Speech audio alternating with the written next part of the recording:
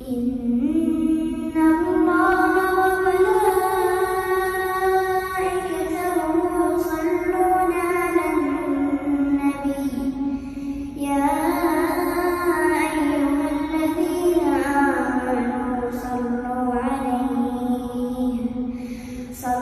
عليه وسلموا تسليما.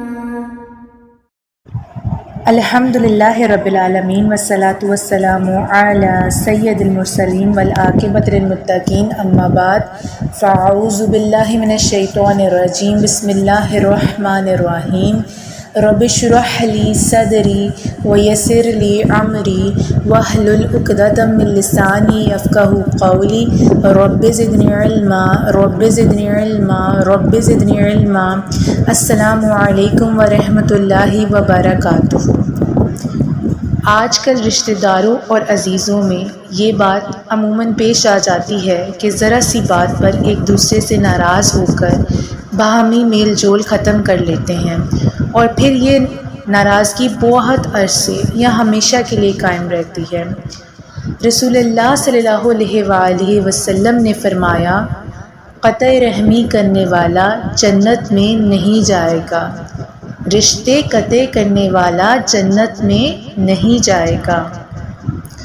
حدیث شریف کو پڑھ کر ہمیں غور کرنا چاہیے کہ ناراضگی پر جو ہم تعلقات ختم کر دیتے ہیں کس قدر شدید اور خطرناک اقدامات کر بیٹھتے ہیں، جس کی وجہ سے جنت میں داخلہ بھی نہیں ہو سکے گا.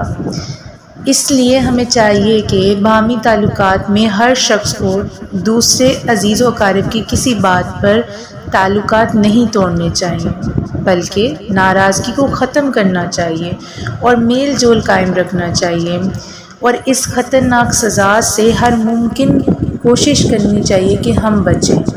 سبحانک اللہم و بحمدک اشہد ان لا الہ الا انت استغفرک و اتوب الیک. بسم اللہ الرحمن الرحیم. لا يدخل الجنة قاطع لا يدخل الجنة قاطع